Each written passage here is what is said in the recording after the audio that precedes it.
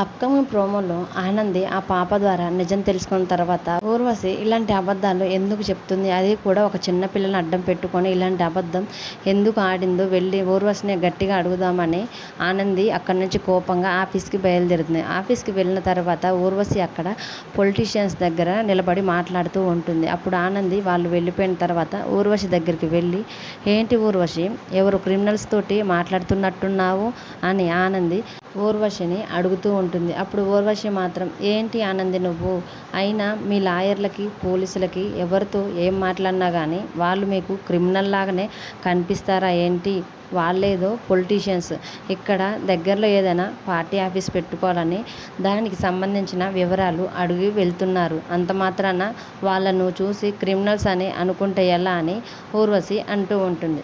ఆ తర్వాత ఆనంది, అది సరేలే కానీ నేను నీకు ఒక ఫోటో చూపిస్తాను, ఆ ఫోటో చూసిన తర్వాత వాళ్ళ గురించి నాకు నువ్వు నిజం చెప్తావా అని అడుగుతూ ఉంటుంది. అప్పుడు ఊర్వశి చెప్తాను అని అనేసరికి ఆనంది తన ఫోన్లో ఆ పాప ఫోటో చూపిస్తూ ఉంటుంది. ఆ పాప ఫోటో ఆనంది ఫోన్లో చూసి ఒక్కసారిగా ఊర్వశి చాలా షాక్ అవుతూ ఉంటుంది.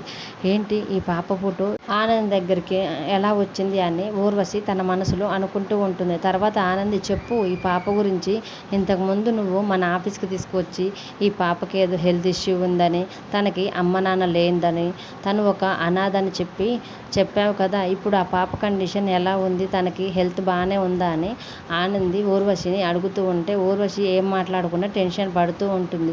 అయితే నువ్వు చెప్పినవన్నీ అబద్ధాలన్నమాట, ఈ పాప హెల్త్ అంతా కూడా మంచిగానే ఉంది కదా, ఈ పాప నన్ను కలిసి నాకు నిజం మొత్తం చెప్పేసింది నీ గురించి అని అంటూ ఉంటుంది. అప్పుడు ఊర్వశి, ఈ పాప చెప్పేవన్నీ కూడా అబద్ధాలే, నాకు కూడా ఆ రోజు అలాగే హెల్త్ బాగాలేదని అబద్ధం చెప్పి మన ఆఫీస్లోకి వచ్చింది, ఈ పాప మాటలు నువ్వు అస్సలు నమ్మొద్దు ఆనంది అని ఊర్వశి ఆనందితో అంటూ ఉంటుంది. అప్పుడు ఆనంది, చీ నోరు మూయి, పసిపిల్లలు ఎక్కడైనా అబద్ధాలు చెబుతారా, ఆ రోజు నువ్వే కావాలనే నీకు హెల్త్ బాగాలేదని చెప్తే నీకు 10,000 ఇస్తానని ఆ పాపకు చెప్పావంట, అందుకే ఆ పాప ఆ రోజు నాకు హెల్త్ బాగాలేదని మాతో చెప్పింది, ఇలాంటి అబద్ధాలు నువ్వు ఆడతావు, పసిపిల్లలు కాదు అని ఆనంది గట్టిగా ఊర్వశిని నిలదీస్తుంటే ఊర్వశి మాత్రం, ఈ పాప ఆనందికి ఎలా కలిసినా కానీ ఈ నిజాలన్నీ కూడా ఆనందికి ఎందుకు చెప్పింది, ఇప్పుడు ఆనంది నుంచి ఎలా తప్పించుకోవాలని ఊర్వశి తన మనసులో టెన్షన్ పడుతూ ఉంటుంది.